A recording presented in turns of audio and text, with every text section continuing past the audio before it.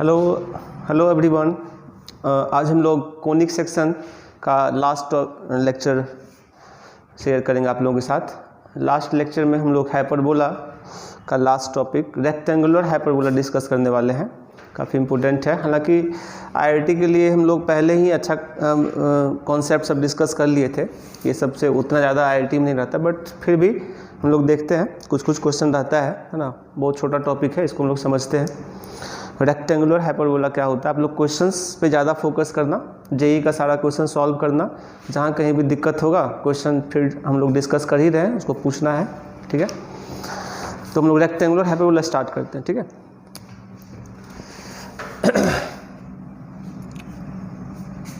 पहले मैं एक दो क्वेश्चन करवा देता हूँ। जो लास्ट क्लास में हम लोग पढ़े थे एसिम्पटोट्स के बारे में, एसिम्पटोट्स के बीच एंगल और एसिम्पटोट का इक्वेशन वगैरह सब है ना, उस पर एक दो क्वेश्चन करवाते हैं, ठीक है।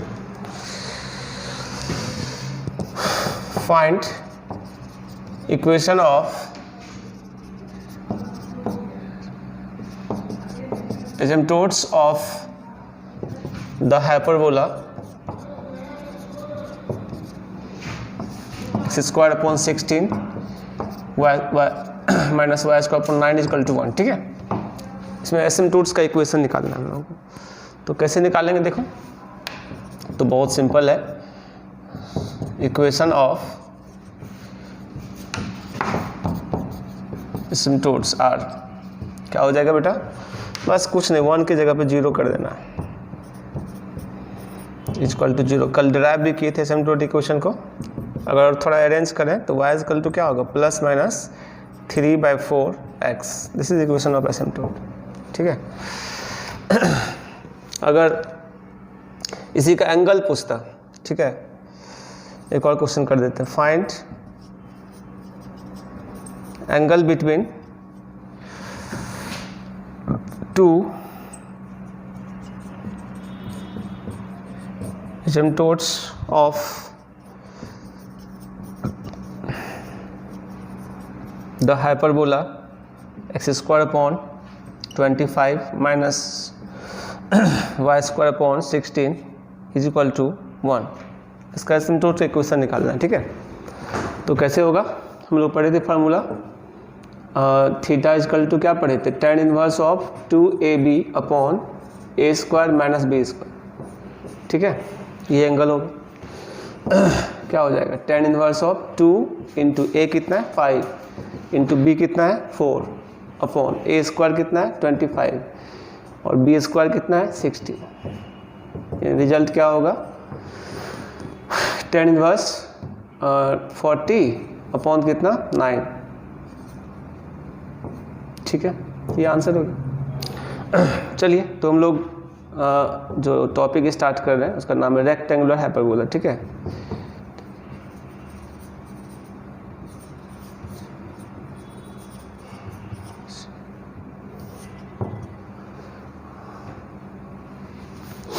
रेक्टेंगुलर हाइपरबोला, ठीक है। तो देखते हैं ये क्या होता है। If angle between two asymptotes is 90 degree, then hyperbola is called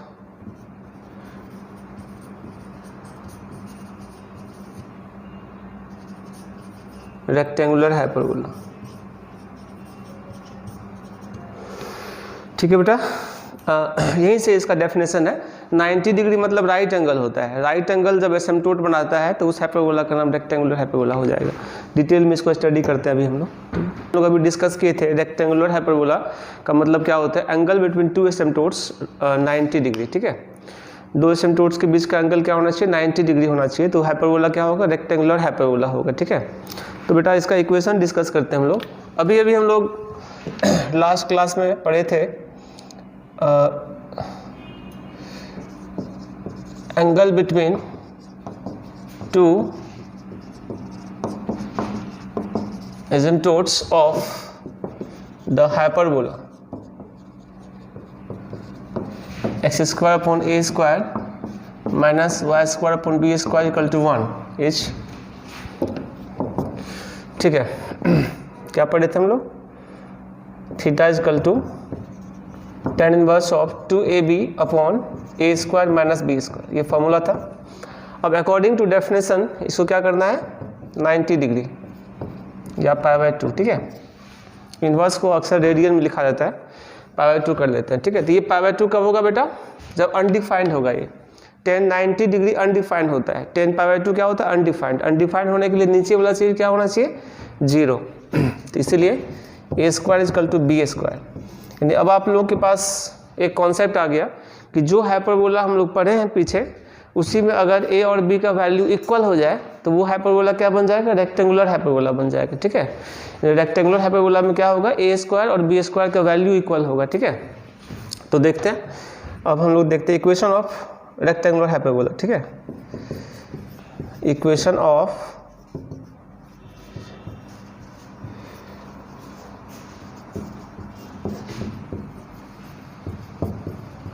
क्या हो जाएगा बेटा? X square minus y square equal to a square. ये रेक्टेंगुलर हाइपरबोला का इक्वेशन हो जाएगा, ठीक है। बाकी बात हम लोग इसका ऑलरेडी डिस्कस कर रहे हैं। एक अच्छा सा फिगर बनाते हैं। एसिम्पटोट्स निकल गया है। इक्वेशन ऑफ एसिम्पटोट्स क्या होगा?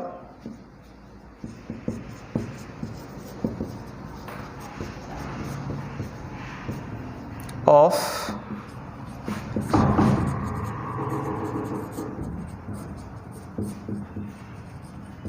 रेक्टेंगुलर हाइपरबोला इज, जैसा कि हम लोग पढ़ते थे, y equal to plus minus b upon a into x. तब b और a का वैल्यू इक्वल हो गया तो क्या हो जाएगा? Plus minus x. अब बहुत कुछ सिमेट्रिक आ जाएगा, ठीक है। यानी y इक्वल टू एक्स और y equal to minus x asymptotes होगा रेक्टेंगुलर हाइपरबोला का। एसिम्पटोट्स का इंपॉर्टेंस अब आप लोगों को पता चल रहा होगा। बिना एसिम्पटोट्स का हम लोग एक्चुअल ग्राफ नहीं बना सकते हैं, ठीक है। तो हम लोग जो भी हाइपरबोला बनाते हैं एसिम्पटोट के साथ अगर बनाते हैं तो एक्चुअल फिगर बन पाता है।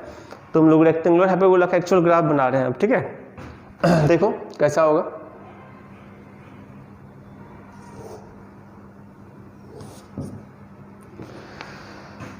y इक्वल टू एक्स,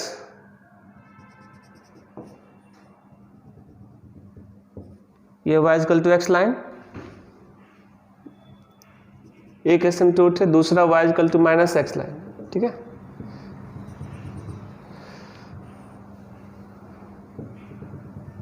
एकदम 45 डिग्री बनाता है ना y equal to x line. ये सेंटर है, बाकी सब चीज डिस्कस करेंगे ही। पहले हाइपरबोला बना ले, एकदम ऐसा होगा फिगर, मतलब ऐसे घुमाना नहीं है, ठीक है। इस तरह से वो इन्फिनिटी जाके इस लाइन को टच करता है और ये सब सिमेट्रिक मेंटेन रहेगा, ठीक है।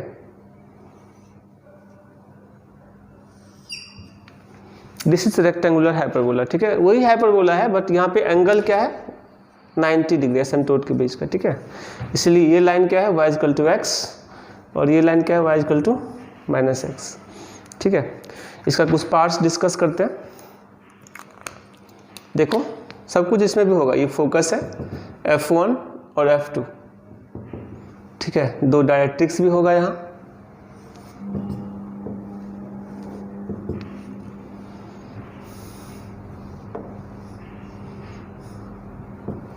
ये तो एक्सिस था, एक्स और वाई एक्सिस, ठीक है। लाइटस सेक्टम है, सब कुछ होगा। हम यहाँ पे लिख रहे हैं, फिगर में सब कुछ मेंशन नहीं कर रहे, सब कुछ यहाँ पे अलग से हम लिख रहे हैं, ठीक है। देखो सेंटर तो वही होगा 0 0, सेंटर होगा इसका O0 0, ठीक है।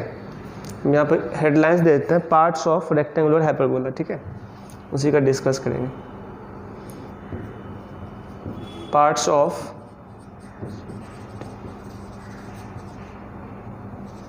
रेक्टेंगुलर हाइपरबोला, ठीक है।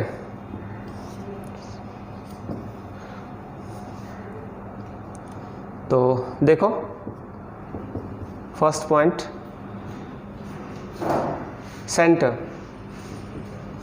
रेक्टेंगुलर हाइपरबोला का सेंटर क्या दिख रहा है? 0 0, सेम है सेंटर। जो हाइपरबोला का सेंटर था वही रेक्टेंगुलर हाइपरबोला का भी सेंटर है, ठीक है। आगे देखो, एसेंट्रिसिटी बहुत इंपॉर्टेंट पॉइंट है।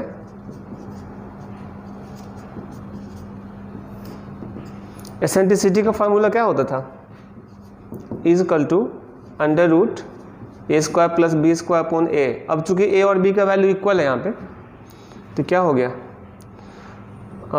Under root 2a square upon a, that is कितना, ए और ए कैंसिल हो गया तो √2।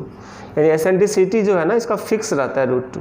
ये एक इम्पोर्टेंट बात है, बहुत सारे एग्जाम में डायरेक्ट भी आता है, रेक्टेंगुलर हाइपरबोला का एसेंट्रिसिटी क्या होगा, तो ये फिक्स है √2 ही होगा हमेशा, ठीक है। ऐसे तो हाइपरबोला का एसेंट्रिसिटी क्या होता है, 1 से अधिक कुछ भी हो सकता है, ठीक है, एक कांस्टेंट होगा, 1 से ज़्यादा कुछ भी, बट रेक्टेंगुलर हाइपरबोला का जो है फिक्स है कि √2 ही होगा एसेंट्रिसिटी। इसको अच्छे से याद रखना है, चाहे इक्वेशन कैसा भी हो, एसेंट्रिसिटी रेक्टेंगुलर हाइपरबोला का क्या होगा, √2 सिर्फ, ठीक है। हाइपरबोला का पार्ट्स डिस्कस कर रहे हैं, जिसका कि इक्वेशन x² - y² = a² था। हम लोग अभी सेंटर देखे थे, क्या था, 0, 0 यानी ओरिजिन, और एसेंट्रिसिटी इसका फिक्स है, क्या होता है, √2। और अब आगे बढ़ते हैं, रेक्टेंगुलर हाइपरबोला का फोकाई, ऐसे वही फोकाई होगा ए प्लस माइनस ए 0, ठीक है, बट ई का वैल्यू चूंकि फिक्स हो गया है इसीलिए ई अब नहीं दिखेगा, √2 प्लस माइनस √2a, 0, ई की जगह √2 आ गया, ठीक है। Equation of directrix, rectangular hyperbola की डायरेक्ट्रिक्स इक्वेशन क्या हो जाएगा बेटा, x = plus minus a upon e था, तो a अपॉन क्या दिखेगा, √2, ठीक है।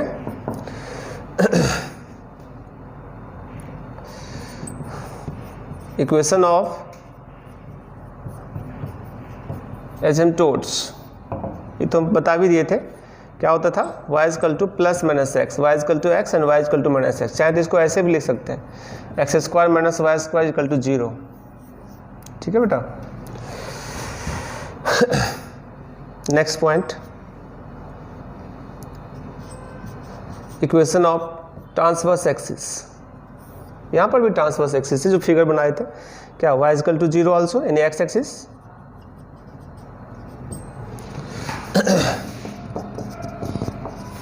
Equation of conjugate axis same होगा, x = 0 means y axis. Next point,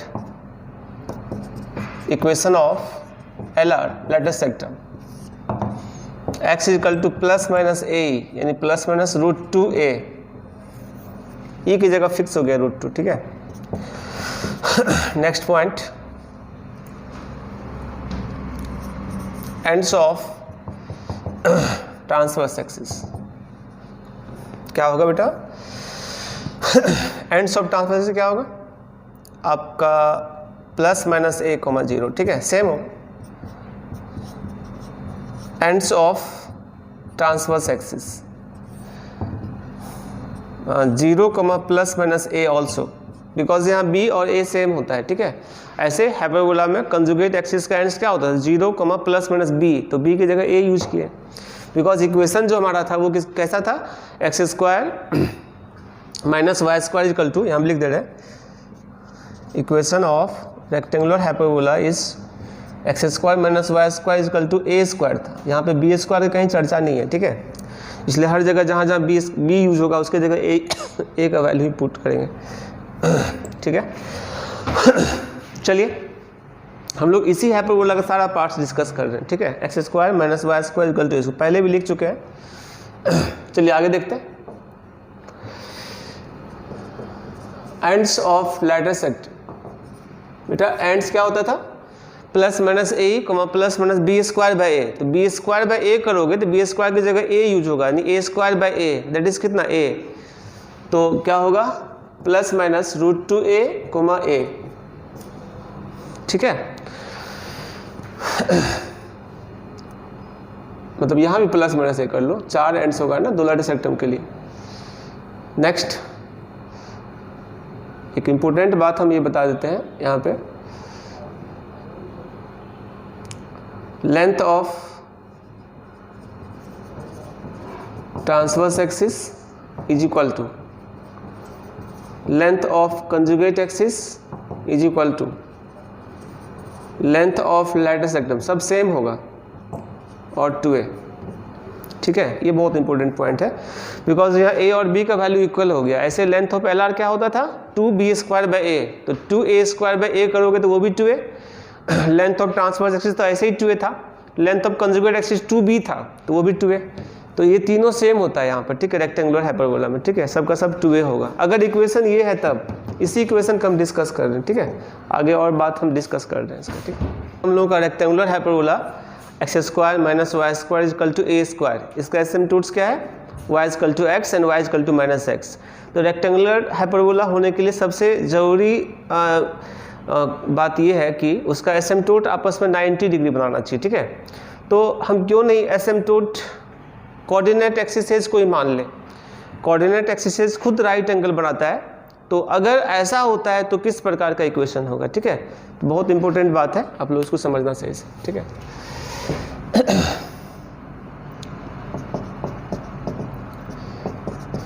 equation of rectangular hyperbola,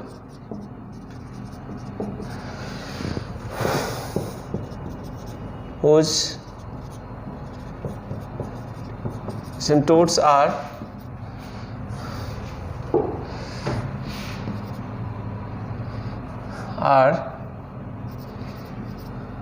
axes of the coordinate, ठीक है।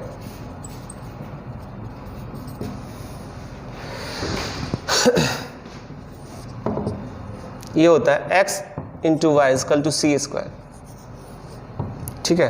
कैसे आता है ये, तो हम लोग क्या करते हैं, इसको थोड़ा सा समझा दे रहे हैं। Hyperbola x² minus y² equal to a², जो रेक्टेंगुलर हाइपरबोला था हमारा, पीछे डिस्कस किए थे। अगर इसको रोटेट करा दें, rotate about origin, about origin with angle 45 degree या π/4, then equation of rectangular hyperbola becomes xy equal to c²। c² इसलिए लिए हैं पॉजिटिव मेंटेन्ड है, ठीक है।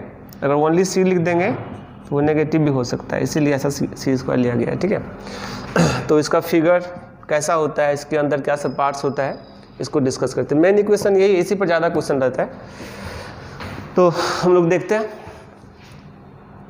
तो सबसे पहला काम हम लोग क्या करने वाले हैं, एसिम्पटोट्स ऑलरेडी बना हुआ है नहीं, x और y एक्सिस, ठीक है। अब इसी के अंदर हाइपरबोला बन जाएगा। ये एक है, दूसरा पार्ट, ठीक है, मतलब यही हाइपरबोला है जिसका नाम क्या है बेटा, x into y equal to c²।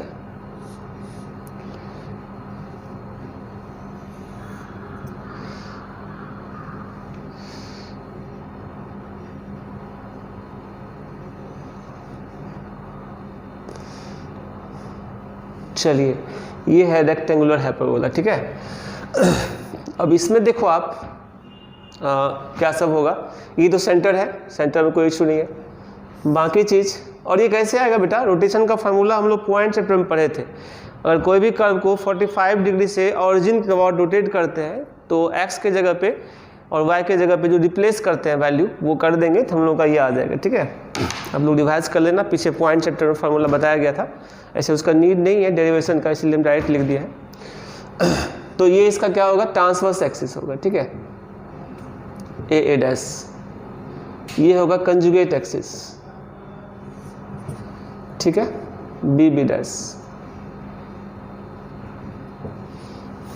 यहाँ भी दो डायरेक्ट्रिक्स है,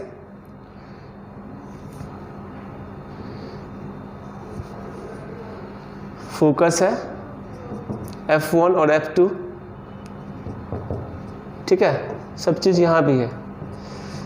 अब इसका इक्वेशंस वगैरह सब क्या होगा, इसको हम थोड़ा डिस्कस कर दे रहे हैं, ठीक है। पहला बात, इसका सेंटर क्या है, 0 0,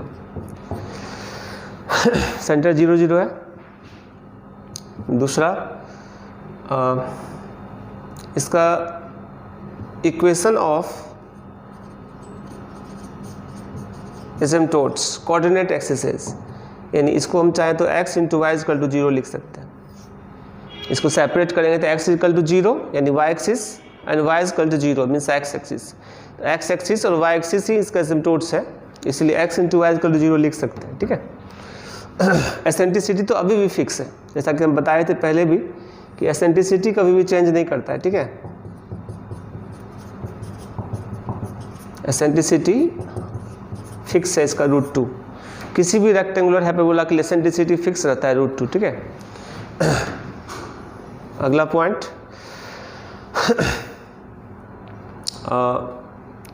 ends of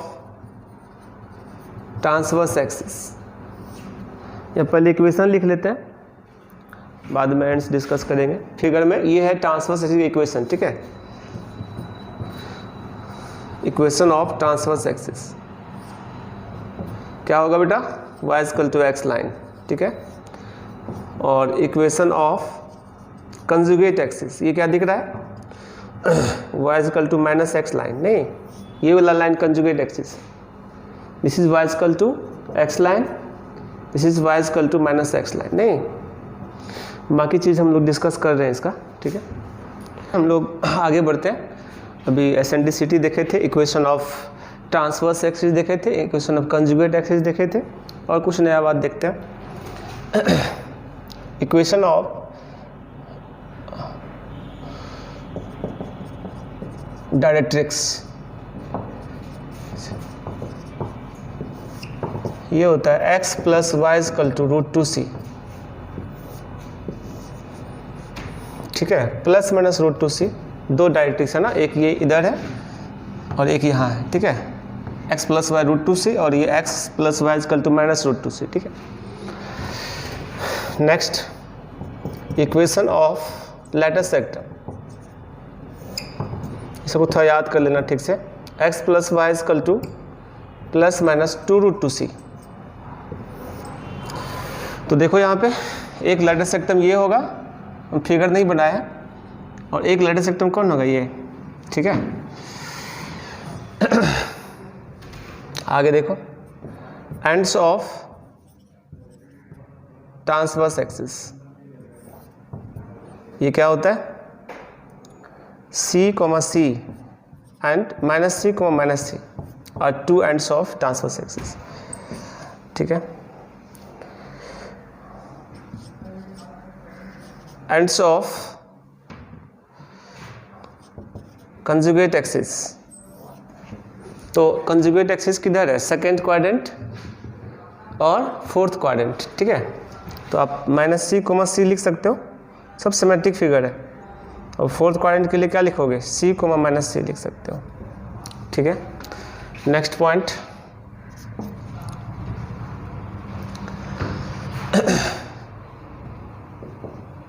length of focus का कोऑर्डिनेट, फोकस नहीं लिखे हैं, कोऑर्डिनेट ऑफ फोकस ये होता है √2c, √2c एंड जस्ट यहाँ का दूसरा फोका है -√2c, -√2c। ठीक है, 2 फोका है, ये फोका है √2c, √2c, और ये है -√2c, -√2c। ठीक है, और ये ट्रांसवर्स एक्सिस है CC, और ये -C। लेंथ तो सेम होगा सबका। Length of transverse axis also equal to length of conjugate axis is equal to length of lattice sectum। Length हमेशा सेम रहता है, इसमें रोटेशन का कोई फर्क नहीं पड़ता है लेंथ पे। ठीक है, तो रिजल्ट क्या होगा बेटा, देखो ट्रांसवर्स एक्सिस का लेंथ अगर निकालोगे तो 2c का whole square 4c² plus 4c², that is कितना 2√2c। ठीक है, तो कंजुगेट एक्सिस पे यही होगा, लैटिस सेक्टम का भी लेंथ यही होगा। ठीक है, तो हम लोग आगे बढ़ते हैं। ये तो फिगर हम लोग पीछे के पेज में ऑलरेडी बना, 6 पॉइंट्स है रेक्टेंगुलर हाइपरबोला का। अब लोग अच्छे से इसको समझना। एक बात फिक्स है यहाँ पे, एसेंट्रिसिटी क्या होता है हमेशा √2, ये फिक्स रहता है। ठीक है, इसके बाद कुछ अच्छा पॉइंट हम डिस्कस कर रहे हैं, इसको समझना सही से। ठीक है,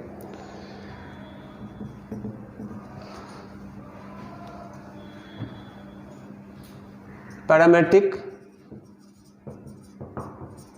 equation of rectangular hyperbola x y equal to c square.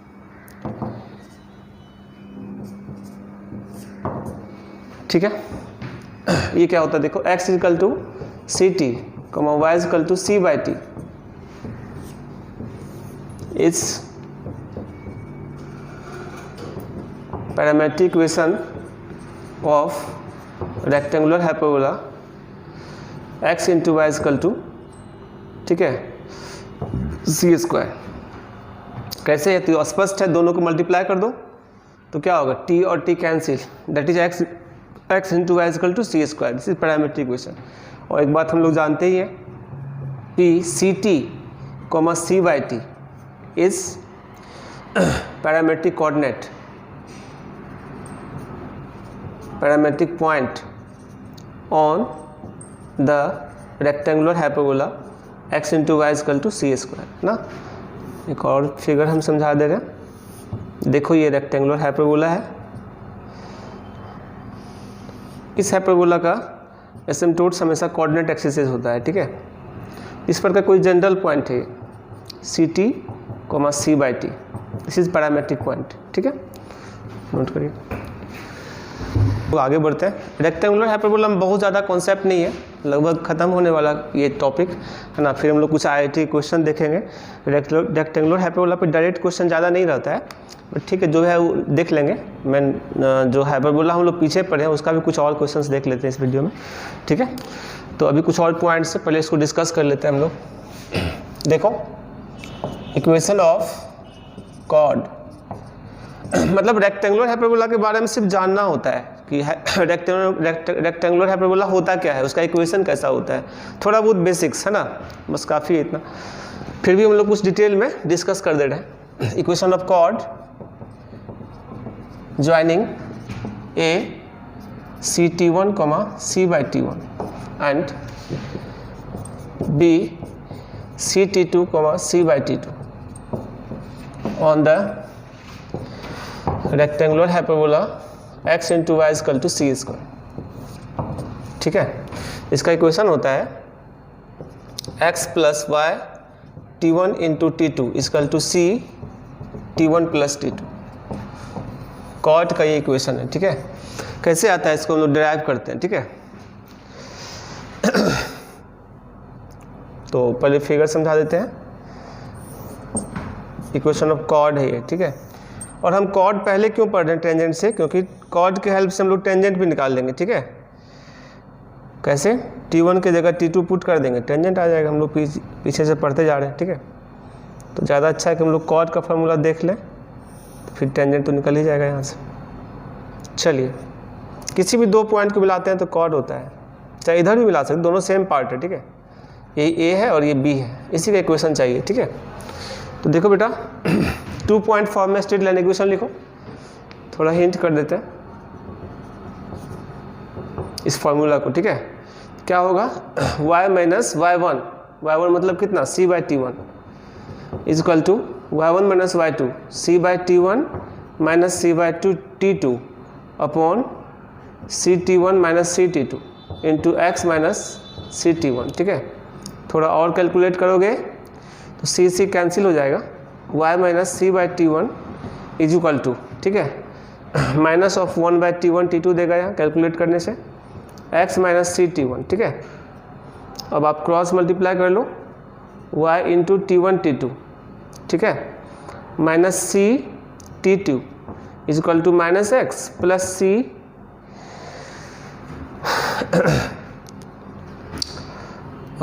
Plus कितना होगा, सी टी वन। ठीक है, अब आप इसको इधर ले लो, क्या हो जाएगा, x plus y into t one t two equal to c into t one plus t two. This is equation of chord. इसके हेल्प से हम इक्वेशन टेंजेंट निकाल सकते हैं। ठीक है, equation of tangent in parametric form.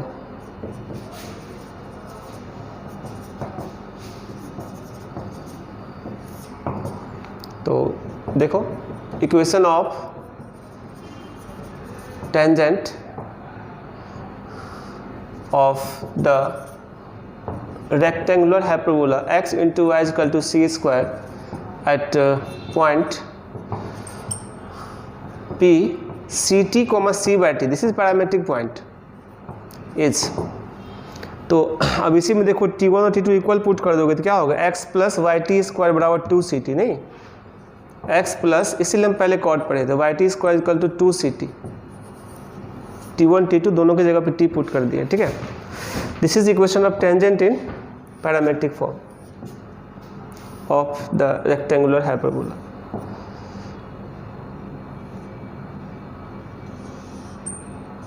देखो यही है, ये पॉइंट था c t c by t, this is equation of tangent, ठीक है। ये इक्वेशन ऑफ टेंजेंट है, x plus y t square is equal to 2ct। तो बेटा हम लोग रेक्टेंगुलर हाइपरबोला के बारे में डिस्कस कर लिए हैं। अगर पॉइंट फॉर्म में निकालना होगा टेंजेंट तो हम लोग पहले से ही जानते हैं क्या करना होता है, x इंटू वाई की जगह x y1 plus x1 y upon 2 कर लेते हैं, ठीक है, लिख देते हैं उसको, ठीक है। Equation of tangent in point form,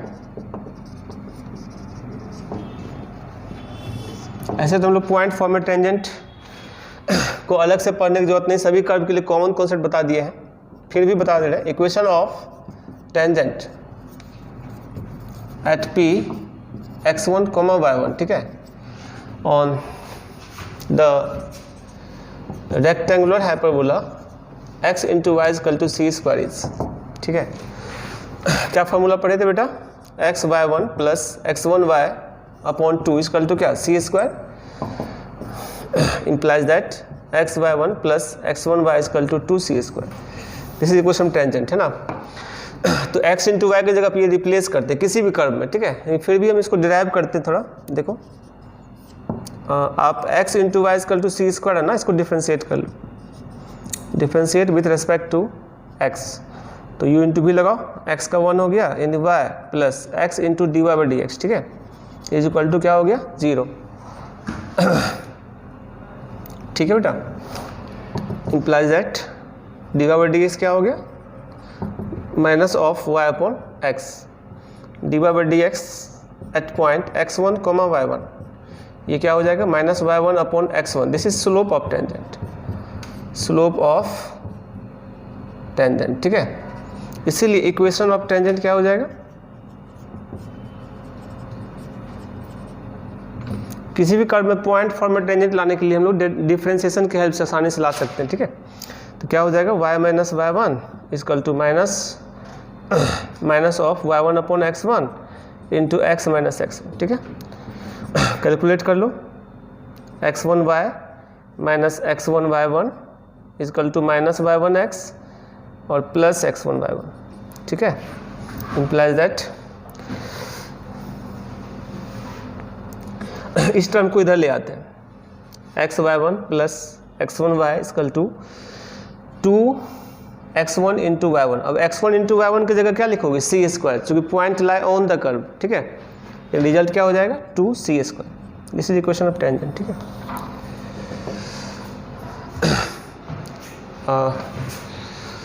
एक क्वेश्चन लिखते हैं, ये बड़ा फेमस क्वेश्चन है रेक्टेंगुलर हाइपरबोला के लिए, बहुत सारे एग्जाम में पूछा हुआ है, फिलहाल IIT 98 का है, इधर भी पूछा हुआ है और स्टेट लेवल में अक्सर पूछते रहता है ऐसा question. If the circle x square plus y square equal to a square intersects the hyperbola x y equal to c square in 4 points x1 y1, x2 y2, x3 y3 and x4 y4, the rectangular hyperbola x y equal to c square है और ये circle है, तो ये 4 जगह intersect कर रहा है, तो इसके पॉइंट मतलब एब्सिसा एंड ऑर्डिनेट में क्या रिलेशन है, ये ऑप्शन में दिया हुआ है, ठीक है। एक हम थ्योरेटिकल कॉन्सेप्ट से बता रहे हैं, बाद में ग्राफ से भी हम लोग सॉल्व करेंगे, ग्राफ से बिना लिखे भी डायरेक्ट समझ में आ जाएगा कैसे होगा, ठीक है। तो फिलहाल हम फर्स्ट मेथड में थ्योरेटिकल कॉन्सेप्ट का यूज करते हैं। देखो हम लोग इन दोनों को सॉल्व करते हैं, ठीक है, solve circle and rectangular hyperbola, ठीक है। सॉल्व करेंगे तो रेक्टेंगुलर हाइपरबोला से y का वैल्यू निकाल के x के फॉर्म में इसमें पुट कर देते हैं, ठीक है। देखो x स्क्वायर प्लस y की जगह क्या होगा, c स्क्वायर बाय x, तो हो जाएगा c4 बाय x स्क्वायर, ठीक है, is equal to a square, implies that, थोड़ा कैलकुलेट करो, x4 minus a square x square plus C4 is equal to 0। तो बेटा जैसा कि हम लोग जानते हैं ये 4 डिग्री इक्वेशन है, ठीक है, 4 डिग्री इक्वेशन है x में, और इसके रूट्स का जो सम होगा x1 plus x2 plus x3 plus x4 क्या होता है, minus of coefficient of second term, और यहाँ सेकेंड टर्म नहीं है, 4 के बाद सीधे 2 है, यानी सम क्या हो जाएगा 0, ठीक है, सम क्या हो जाएगा 0। अब चलते हैं प्रोडक्ट की तरफ, x1 into x2 into x3 into x4, ठीक है, इज इक्वल टू क्या होगा -1 की power 4 into constant term that is C4। तो ये अभी 2 ऑप्शन आपको मिला A और C।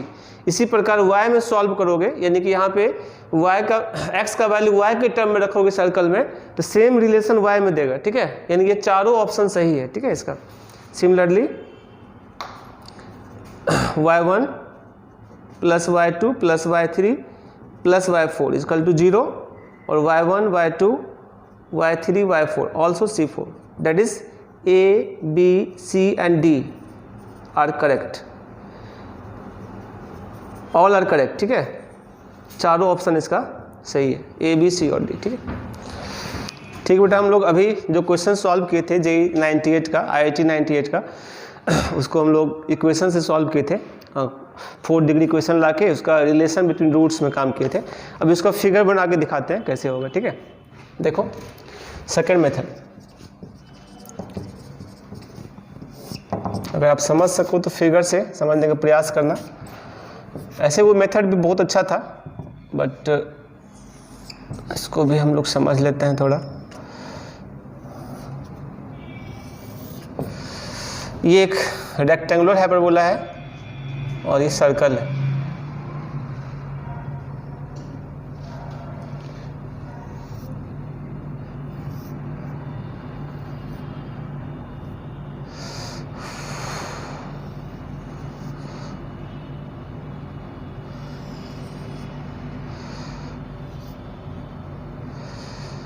ये हमारा सर्कल है, ठीक है।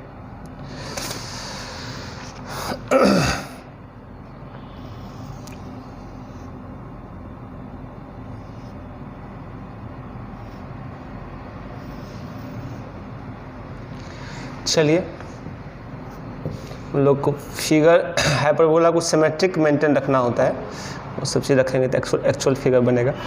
फिलहाल A B C और D, ठीक है, 4 पॉइंट्स है, ये 4 जगह इंटरसेक्ट किए, इसी का कोऑर्डिनेट दिया हुआ था, ठीक है। x1 y1, x2 y2, ये है x3 y3 और ये है x4 y4, ठीक है। हाइपरबोला का इक्वेशन क्या है बेटा, x into y equal to c square. Circle का क्या है, x square plus y square equal to a square. कुछ नहीं लिखेंगे, बस डायरेक्ट फिगर से समझते हैं हम लोग, ठीक है। यहाँ पर देखो, अगर हम यहाँ से परपेंडिकुलर डालते हैं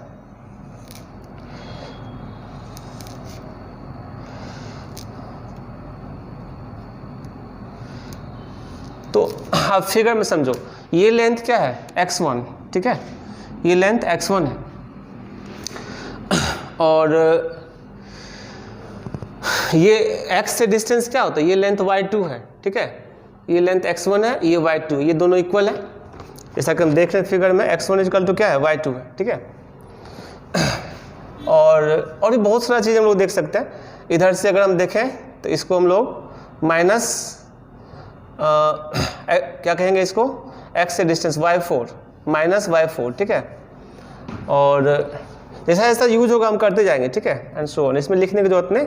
जैसे हम लोग फर्स्ट ऑप्शन है x1 x2 x3 x4, ठीक है, इसको कैलकुलेट करते हैं। तो अब देखो x1 ये है और x3 ये है, x1 और x3 मैग्नीट्यूड में इक्वल है, साइन में अपोजिट है।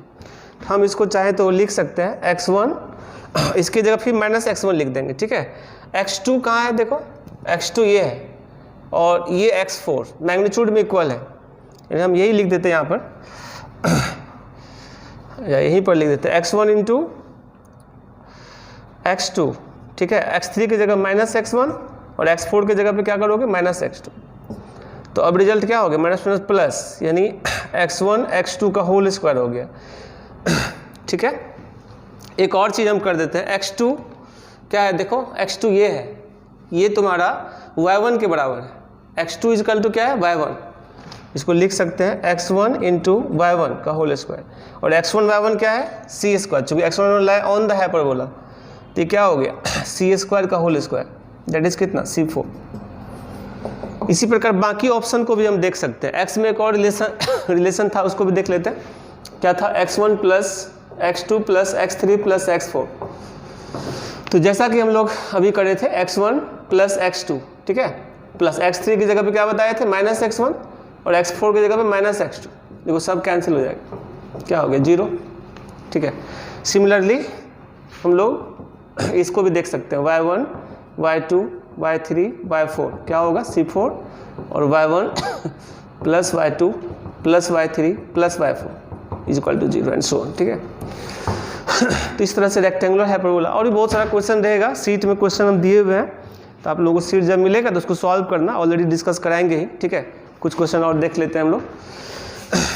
रेक्टेंगुलर हाइपरबोला से ज़्यादातर बेसिक लेवल का क्वेश्चन रहता है। ठीक है, मतलब आपका स्टेट लेवल एग्जाम्स वगैरह से में, और IIT में कुछ यूज होता था वो कॉन्सेप्ट। ठीक है, डायरेक्ट क्वेश्चन नहीं रहता है। ठीक है, क्वेश्चन हम लोग देखते हैं, ये JEE 2019 में आया हुआ था, लास्ट ईयर में। लेट 0 to π/2 थीटा is greater than 0 and less than π/2 if the eccentricity of the hyperbola x square upon cos square theta minus y square upon sin square theta is equal to 1 is greater than 2, then the length of its lattice rectum lie in, किस interval में lattice rectum का length लाई करेगा, ये कह रहा है। ठीक है, तो आप पहले तो एसेंट्रिसिटी निकालो, इसका एसेंट्रिसिटी कह रहा है कि इफ एसेंट्रिसिटी ऑफ हाइपरबोला इतना ग्रेटर देन 2, एसेंट्रिसिटी जो है ना वो 2 से ज़्यादा है। ठीक है, तो पहले हम एसेंट्रिसिटी निकालते हैं, क्या होता है formula, under root a square plus b square, यानी cos square theta plus sign square theta upon cos theta. ठीक है, ये 1 हो गया, यानी सेक थीटा हो गया। ठीक है, और क्वेश्चन में कह रहा है कि ये 2 से ज़्यादा है। ठीक है, sec theta is greater than 2। ठीक है, अब ये थीटा का वैल्यू 0 से π/2 के बीच है। ठीक है, तो हम लोग देखते हैं, अगर कॉस में कन्वर्ट कर दें तो कॉस थीटा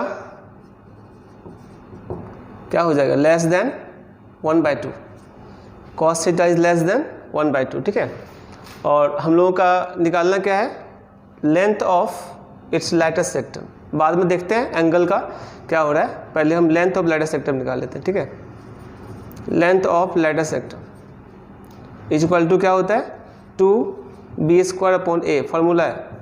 तो 2b स्क्वायर मतलब क्या हो गया, 2 साइन स्क्वायर थीटा अपॉन क्या चीज़, cos theta, 2 sine square theta upon cos theta. ठीक है, तो रिजल्ट क्या देगा, 2 tan theta into sec theta. ठीक है, अब क्वेश्चन में कह रहा है कि जो रिजल्ट है सेक थीटा वो 2 से ज़्यादा है। ठीक है, सेक थीटा क्या है, 2 से ज़्यादा है, यानी कॉस थीटा 1/2 से कम है। कॉस थीटा 1/2 से कम है। देखो बेटा, यहाँ पे cos theta is less than 1/2 है, और एंगल भी 0 से π/2 दिया हुआ है, तो इसका मतलब जब हम लोग साइंस की यूज करेंगे तो ये जो है angle theta belongs to π/3 to π/2 होगा। ठीक है, ऐसे ये π/3 से आगे 2π माइनस π/3 तक जा सकता है, लेकिन रिस्ट्रिक्शन लगा हुआ कि 0 से π/2 तक ही रहेगा, इसलिए π/3 से π/2 थीटा लाई करेगा। अब देखो लेंथ ऑफ लैटिस रेक्टम है 2 साइन स्क्वायर थीटा अपॉन क्या चीज़, कॉस थीटा। इसको थोड़ा सा हम और सिंपलेस्ट फॉर्मूला लिख देते हैं। ठीक है, 2, ठीक है, ये लिखा हुआ था sign square theta upon cos theta है, तो हम लोग लिख सकते हैं इसको 2 साइन स्क्वायर मतलब कितना होता है, 1 minus cos square theta upon कितना, कॉस थीटा। तो रिजल्ट क्या देगा, 2 इंटू सेक थीटा और माइनस कितना, कॉस थीटा। अब एक चीज़ यहाँ पर देखो, हालांकि हमारे पास स्पेस कम है, इसको इसी में समझाते हैं। सेक माइनस कॉस को अगर हम डिफ्रेंशिएट करते हैं, फंक्शन इन थीटा है तो सेक का क्या होता है, सेक इंटू 10, और कॉस का क्या होगा माइनस साइन, दो सब प्लस में आ जाएगा। और चूंकि एंगल 0 से π/2 के बीच है तो सारा पॉजिटिव रहेगा। डिफ्रेंशिएशन पॉजिटिव है, डिफरेंशिएशन पॉजिटिव होता है तो इंक्रीजिंग फंक्शन होता है, और इंक्रीजिंग फंक्शन में क्या होता है, मिनिमम इनपुट पे मिनिमम आउटपुट होता है और मैक्सिमम इनपुट पे मैक्सिमम आउटपुट होता है। इसका जब वैल्यू निकालना है किस इंटरवल में लाई करेगा, इसका मिनिमम वैल्यू पुट करो इसमें, ठीक है। तो π/3 पुट करोगे तो क्या देगा ये 1/2, सेक π/3 क्या होता है 2 - 1/2, 2 - 1/2 क्या होगा 2 माइनस, ये रिजल्ट होगा 2 इंटू, अगर हम इसका मिनिमम वैल्यू निकालें 2 इंटू 2 - 1/2, ठीक है। 4 - 1 3/2 यानी 3, मिनिमम 3 है, मैक्सिमम इन्फिनिटी जाएगा, ठीक है। तो इसीलिए length of latus rectum lies क्या होगा 3 to infinity। This is option c. एक और बार समझा दे रहे हैं, देखो एसेंट्रिसिटी हम निकाल लिए, ये सेक थीटा निकला, क्वेश्चन में दे रहा है ये ग्रेटर देन 2 है, यानी कॉस थीटा लेस देन 1/2 होगा। कॉस थीटा लेस देन 1/2 पर थीटा π/3 to π/2 लाई करेगा, ठीक है। और लेंथ ऑफ लेटर सेक्टम का वैल्यू का रहा है किस इंटरवल में, थोड़ा ट्रिगोनोमेट्रिक का ज़्यादा यूज हो गया यहाँ, है ना, हाइपरबोला का कम यूज है। तो लेंथ ऑफ लेटर सेक्टम क्या होगा 2 sin² theta upon cos theta, that is 2 into 1 - cos² upon cos theta. अगर अलग अलग डिवाइड कर लोगे तो 2 sec थीटा माइनस क्या हो गया कॉस थीटा, ठीक है बेटा। अब देखो यहाँ पे थोड़ा सा स्टैंडर्ड कॉन्सेप्ट यूज किए हैं, ये आगे हम लोग 12th में कैलकुलस में ज़्यादा डिटेल में डिस्कस करते हैं, फंक्शन में भी करेंगे, रेंज सब निकालने में।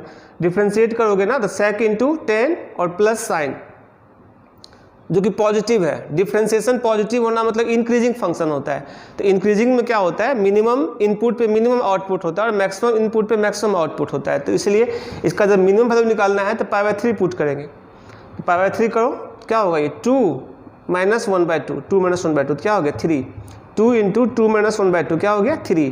तो मिनिमम वैल्यू 3 होगा बट ओपन होगा, इसलिए कि यहाँ पर ओपन इंटरवल है ना, तो 3 से ज़्यादा होगा, इसलिए लेंथ ऑफ लेटर सेक्टम जो है 3 से ज़्यादा इन्फिनिटी तक हो सकता है, ठीक है। क्यों इन्फिनिटी होगा, क्योंकि π/2 अगर रखेंगे तो π/2 पे सेक का वैल्यू इन्फिनिटी होता है और कॉस 0 होता है, तो यानी इन्फिनिटी भी आ सकता है, इसीलिए इसका वैल्यू 3 से इन्फिनिटी लाई करेगा। तो बेटा हम लोग पीछे बहुत सारे क्वेश्चन डिस्कस किए हैं हाइपरबोला का, और भी बहुत सारे क्वेश्चन आएगा, तो आप लोग एक बार अच्छे से रिवाइज कर लेना, ठीक है। और फिर हम लोग पूरे कोनिक सेक्शन का अभी तक हम लोग पैराबोला और इलिप्स का सीट दिए हैं, हाइपरबोला का भी सीट देंगे, और एक कंबाइंड सीट भी तीनों चैप्टर का, पैराबोला और इलिप्स और हाइपरबोला का एडवांस लेवल का शेयर करेंगे ग्रुप में। और फिर होगा तो एक वीडियो हम डिस्कशन क्लास कर लेंगे, सारे प्रॉब्लम जो है स्टैंडर्ड प्रॉब्लम एडवांस लेवल का उसका डिस्कशन क्लास कर लेंगे। तो पहले आप लोग बेसिक क्वेश्चन बना लेंगे, थ्योरी को अच्छे से रिवाइज करके, जितना भी वीडियोज आया है हाइपरबोला का थ्योरी रिवाइज कर लेंगे सही से, उसमें कुछ एग्जांपल्स करवाए हैं वीडियो लेक्चर के अंदर वो भी अच्छे से समझ लेंगे, और फिर जो सीट देंगे एक बेसिक लेवल का जेईई मेन लेवल और एडवांस लेवल, तो उसको आप लोग कर लेंगे। फिर हम लोग एक स्टैंडर्ड सीट जो है तीनों चैप्टर का कंबाइंड में देंगे, और उसको हम वीडियो लेक्चर में ऑलरेडी डिस्कस करेंगे, ठीक है। और जो चैप्टर वाइज सीट दे रहे हैं उसका हम ऑलरेडी डिस्कस करके उसका सॉल्यूशन शेयर करते हैं, जिसको कोई दिक्कत होता है तो वो ऑलरेडी पूछता ही है, और ज़रूरत पड़ने पे हम लोग उसका वीडियो लेक्चर में भी सॉल्यूशन कर देंगे, ठीक है सीट का। तो कोनिक सेक्शन आज हम लोग का कंप्लीट हो गया पूरा, पैराबोला, इलिप्स एंड हाइपरबोला। यहाँ से जेईई में 3 क्वेश्चंस रहते हैं जो कि बहुत ही इंपॉर्टेंट है, और 100% स्कोरिंग होता है, शुरू से मैं बोल रहा हूँ, आप लोग इसको अच्छे से रिवाइज कर लेना, और जेईई का क्वेश्चन बैंक अच्छे से बना देना। मैक्सिमम क्वेश्चन रिपीटर होता है, प्रीवियस ईयर जो पूछा हुआ है उसी में थोड़ा बहुत चेंज करके पूछता है, ठीक है, वो कर लेना है। और उसके बाद हम लोग कुछ और टॉपिक जो बैच वाइज है, जैसे कि हमारा मॉर्निंग में बैच था 10:30 से 12:30, 10:30 to 12:30, उसमें कॉम्प्लेक्स नंबर थोड़ा बचा हुआ था, और परमुटेशन, कॉम्बिनेशन, बाइनोमियल थ्योरम बचा हुआ था, यानी परमुटेशन और बाइनोमियल मेनली बचा हुआ था, ठीक है। कॉम्प्लेक्स नंबर में भी कुछ बचा हुआ था तो उसको, और टीटीएस में एक बैच था 4:15 to 6, उसमें भी सेम चीज़ था, तो वो थोड़ा 1-2 क्लास पीछे था उससे, ठीक है, 1030 वाले से। तो ऑलमोस्ट कॉम्प्लेक्स नंबर थोड़ा बचा हुआ था और परमुटेशन एंड बाइनोमियल बचा हुआ था, ठीक है। यानी 2 बैच के लिए परमुटेशन और बाइनोमियल का डिमांड है, और एक बैच जो हमारा फर्स्ट बैच था उसका ऑलमोस्ट कंप्लीट था, हालांकि उसमें भी कोऑर्डिनेट ज्योमेट्री में सर्कल बचा हुआ है और थोड़ा स्ट्रेट लाइन बचा हुआ है। तो हम लोग circle, straight line, Monday alternate evening वाले यानी फर्स्ट बैच के लिए permutation and binomial 2 batch, rest 2 batch के लिए 1030 एंड 415 वाले बैच के लिए परमुटेशन एंड बाइनोमियल का वीडियो आगे हम आप लोगों के साथ डिस्कस करेंगे। और अगर लॉकडाउन का टाइम ज़्यादा आगे बढ़ा, यानी 15 मई से भी एक्सटेंड करने का चांस दिखेगा, तो हम लोग फर्स्ट वीक ऑफ मई से कुछ टॉपिक 12th का भी स्टार्ट करेंगे। 12th का हम लोग इसीलिए नहीं स्टार्ट अभी कर रहे हैं क्योंकि हम लोग पहले भी 12th का कुछ टॉपिक पढ़ चुके हैं, जैसे डिफरेंशिएशन पढ़ चुके हैं डिटेल में। आप लोग 12th का सारा क्वेश्चन बना सकते हो डिफरेंशिएशन का, ठीक है। NCERT या जो भी बोर्ड लेवल का बुक है उससे सारा, IIT लेवल तक हम ऑलरेडी डिस्कस कर दिए थे, बहुत सारा ट्रिक्स बताए थे, ठीक है। फंक्शन भी मैक्सिमम कर लिए हैं, बस 12th का थोड़ा बहुत 1-2 क्लास का चीज़ बताएंगे तो फंक्शन कंप्लीट हो जाएगा, ठीक है। तो वो सब चीज़ हम लोग पहले से ही किए हुए हैं, तो बहुत आप लोगों को पैनिक होने की ज़रूरत नहीं है। अगर लॉकडाउन ज़्यादा आगे बढ़ेगा तो हम लोग 12th का जो कुछ छोटा टॉपिक है, जैसे डिटर्मिनेंट मैट्रिसेस, 3D वेक्टर, उसका हम वीडियो लेक्चर देंगे। ऐसा टॉपिक का देंगे जिसको कि हम लोग फिर से दोबारा क्लास में पढ़ सकते हैं। अब कैलकुलस सब क्या है कि वो मेजर टॉपिक है, उसको स्टार्ट अभी हम नहीं कर सकते। स्टार्ट करेंगे तो अब अगर सारे बच्चे नहीं पढ़ेंगे तो वो हम 20 से नहीं समझ सकते हैं कैलकुलस को, ठीक है। और वो लंबा टॉपिक है, इसलिए उसको डिस्टर्ब नहीं कर सकते हैं। तो अगर हम वीडियो लेक्चर देंगे तो आपको इसका determinant matrices and 3D vector का देंगे 12th सेक्शन का, ठीक है, अगर ज़्यादा आगे बढ़ा तो, ठीक है। नहीं तो फिर कोई दिक्कत ही नहीं है, हम लोग का कुछ सिलेबस पढ़ा हुआ भी है। अगर हम लोग 15 मई के बाद भी 12th स्टार्ट करेंगे तो बहुत आराम से हम लोग नवंबर तक कोर्स कंप्लीट कर सकते हैं, ठीक है। इसलिए किसी को भी टेंशन लेने की ज़रूरत नहीं है। आप लोग जो पीछे का टॉपिक्स पढ़े हो उसको अच्छे से रिवाइज करो, क्योंकि रिवीजन करने का फिर बाद में टाइम नहीं मिलेगा। ये बहुत अच्छा टाइम है आप लोगों के पास कि आप लोग पीछे के टॉपिक्स को अच्छे से रिवाइज कर सकते हो, ठीक है। क्योंकि जेई में अभी जितना आप पढ़े हो वहाँ से 12-15 क्वेश्चन, क्योंकि पहले तो 30 क्वेश्चन आता था, अब 25 क्वेश्चन है, तो यहाँ से 12-15 क्वेश्चन के करीब आप लोग पढ़े हो, ठीक है। उसको ठीक से रिवाइज करके रखो, फिर 12th का सेक्शन पढ़ेंगे तो हम लोग 12th का ऑलरेडी रिवाइज करते जाएंगे। तो फ़ायदा ये होगा कि हम लोग को 12th के टाइम में 11th का बीच बीच में नहीं देखना पड़ेगा, अगर आप अच्छे से अभी रिवाइज कर लोगे तो। हाँ, नवंबर के बाद हम फिर एक बार 11th को, जब जेई मेन का जो एग्ज़ाम होगा, जो भी उसका हो सकता है टाइम आगे बढ़ाए या जो भी करे, वो तो गवर्नमेंट के हाथ में, तो हम लोग उस टाइम में कोशिश करेंगे कि 11th का जो इम्पोर्टेंट टॉपिक है फिर से प्रॉब्लम का रिवीजन क्लास वगैरह सब करवा दें आगे, ठीक है। तो आप लोग अच्छे से समझना, और जहाँ कोई भी दिक्कत होगा तो आप लोग कॉल करके सब कुछ पता कर सकते हो, ठीक है। Thank you.